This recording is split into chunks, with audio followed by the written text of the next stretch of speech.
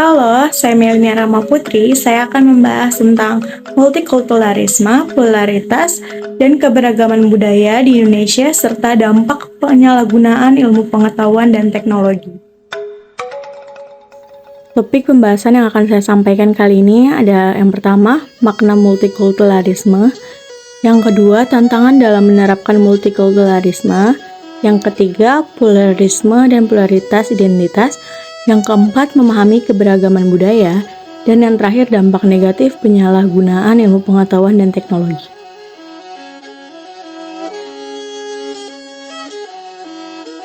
Multikulturalisme adalah sebuah ideologi yang mengakui dan menghargai perbedaan budaya, baik dalam bentuk individu yang berbeda dengan individu lain, maupun dalam berbagai nilai-nilai yang dianut, seperti sistem, budaya, agama, kebiasaan, dan politik. Multikulturalisme dapat dipandang sebagai landasan budaya bagi kewarganegaraan dan menjadi pandangan dunia yang kemudian dapat diterjemahkan dalam berbagai kebijakan kebudayaan yang menekankan penerimaan terhadap realitas keagamaan, pluralitas, dan multikultural yang terdapat dalam kehidupan masyarakat. Tantangan dalam menerapkan multikulturalisme. Yang pertama ada diskriminasi dan prasangka. Adanya perilaku diskriminatif baik secara individu maupun sistematik yang dapat menghalangi integrasi dan pencapaian kesetaraan di antara berbagai kelompok budaya. Serta prasangka dan stereotip yang berakal dalam masyarakat dapat menyulitkan upaya pembangun pemahaman dan kerjasama antar budaya. Yang kedua, peran pendidikan. Dalam membentuk pemahaman multikultural, kurikulum pendidikan yang tidak mencerminkan keberagaman budaya dapat menghambat pemahaman multikultural. Yang ketiga ada konflik nilai dan norma. Ketidaksepakatan mengenai nilai-nilai budaya dapat menimbulkan konflik di antara kelompok-kelompok yang berbeda. Yang keempat ada ketidaksetaraan dalam akses dan peluang. Ketidaksetaraan dalam akses terhadap sumber daya ekonomi dan kesempatan dapat menciptakan divisi antar kelompok, menghambat integrasi sosial dan ekonomi. Yang kelima, tantangan teknologi dan globalisasi. Teknologi dan media sosial dapat menguapkan stereotip dan mempercepat penyebaran pesan yang merugikan bagi kelompok tertentu. Sedangkan, dalam konteks globalisasi, keberagaman budaya dapat terancam oleh dominasi budaya yang lebih kuat, memunculkan tantangan baru dalam mempertahankan identitas budaya.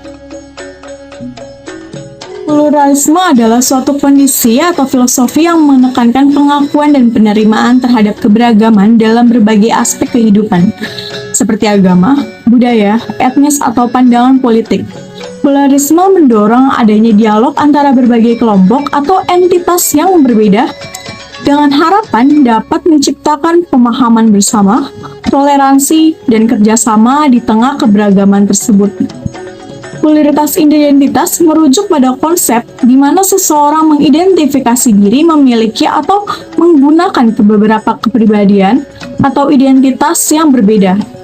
Dalam konteks kesehatan mental, perlu dibedakan antara pluralitas identitas dengan gangguan identitas disosiatif atau DID, di mana individu dengan DID mengalami perpindahan kepribadian yang tidak disadari dan disertai dengan kesenjangan ingatan.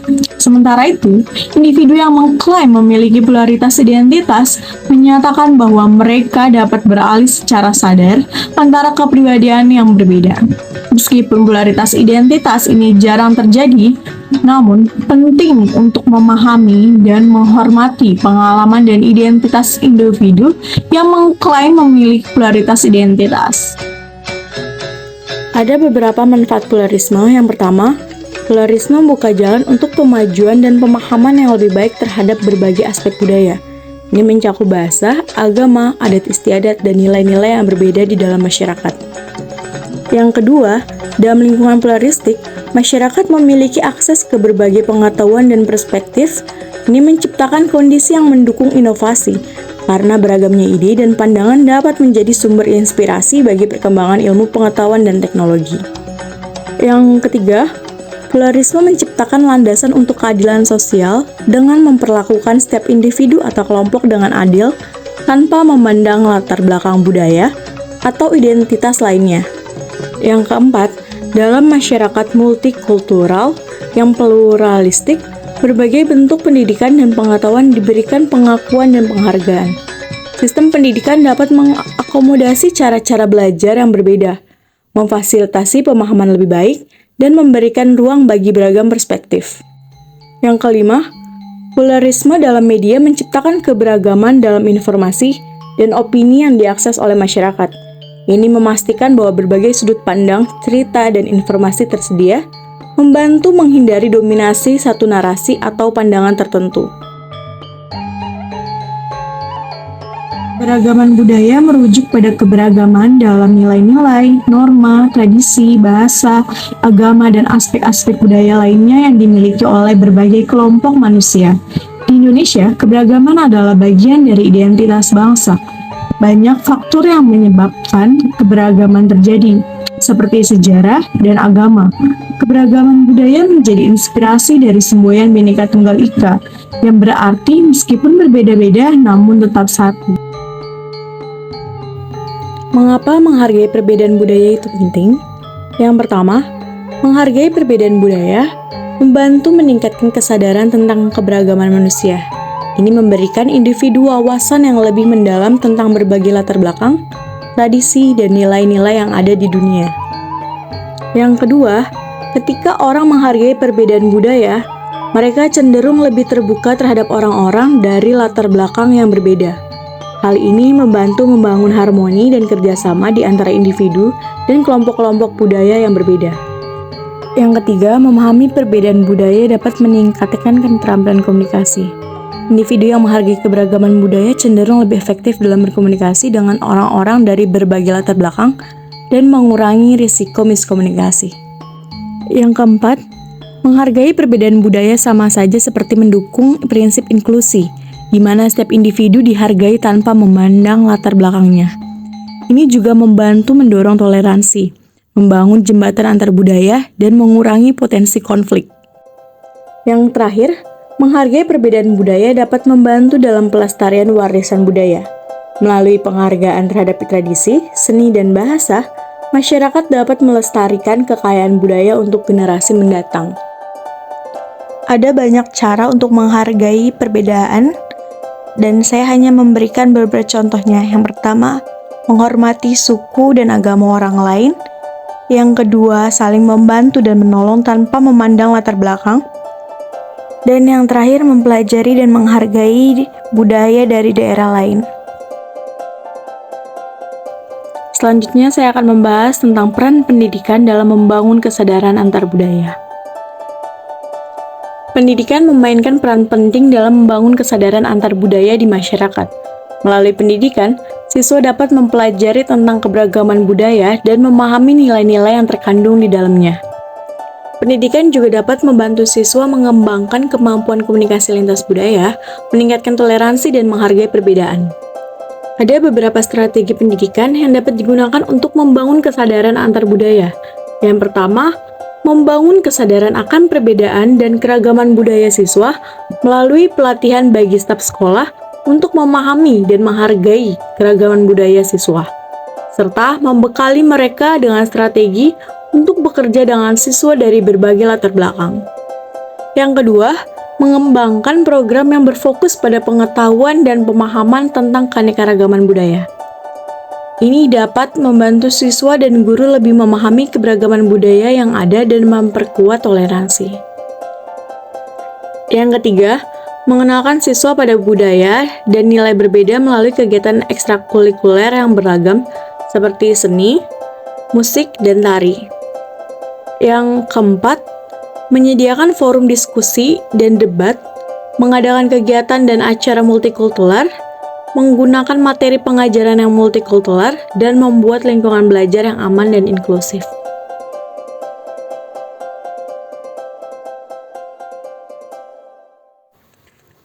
Dampak negatif penyalahgunaan ilmu pengetahuan dan teknologi.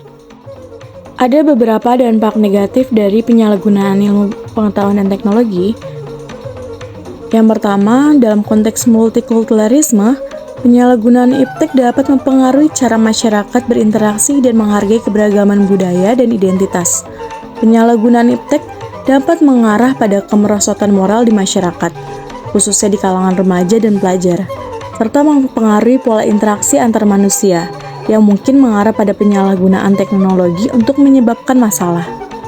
Yang kedua, penyalahgunaan iptek juga dapat menciptakan konflik antar budaya. Misalnya, penyebaran informasi yang tidak akurat atau berita palsu dapat memicu konflik antar kelompok etnis atau agama. Yang terakhir, diskriminasi algoritma dan kesenjangan digital. Ini juga dapat terjadi akibat penyalahgunaan ilmu pengetahuan dan teknologi.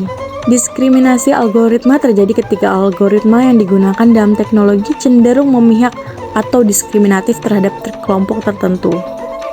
Sedangkan, kesenjangan digital terjadi ketika ada kesenjangan akses dan penggunaan teknologi antara kelompok-kelompok tertentu dalam masyarakat. Dalam mengatasi dampak negatif penyalahgunaan iptek terhadap multikulturalisme, perlu dilakukan upaya-upaya untuk meningkatkan literasi digital dan mempromosikan penggunaan teknologi yang bertanggung jawab dan etis.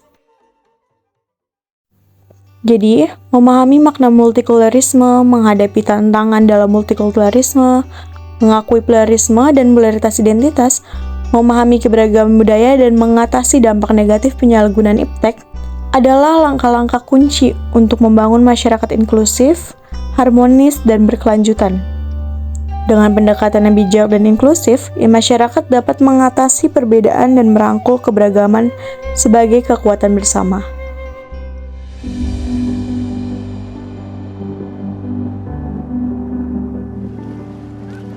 Seperti berlian berserak di Khatulistiwa, 17.000 pulau terhampar luas di seluruh Indonesia.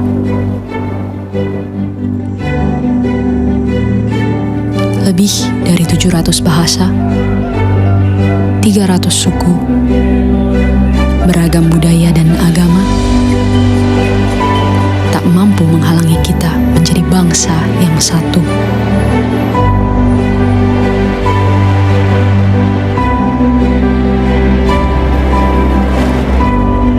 Pekerjaan besar memang untuk bisa melihat Indonesia dari mata yang sama dan bukan dari sudut pandang yang berbeda.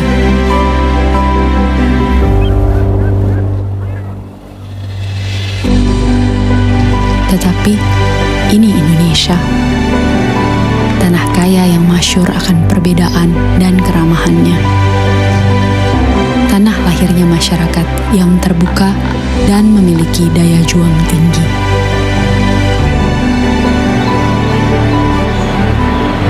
Cukuplah Indonesia diikat dan dirajut oleh Pancasila, yang di bawah naungannya hidup kita damai dan tentram selama berpuluh tahun. Mari beri Pancasila roh yang hidup, yang Bhinneka Tunggal Ika, yang walaupun berbeda, kita tetap satu, tetap Indonesia. Bhinneka Tunggal Ika.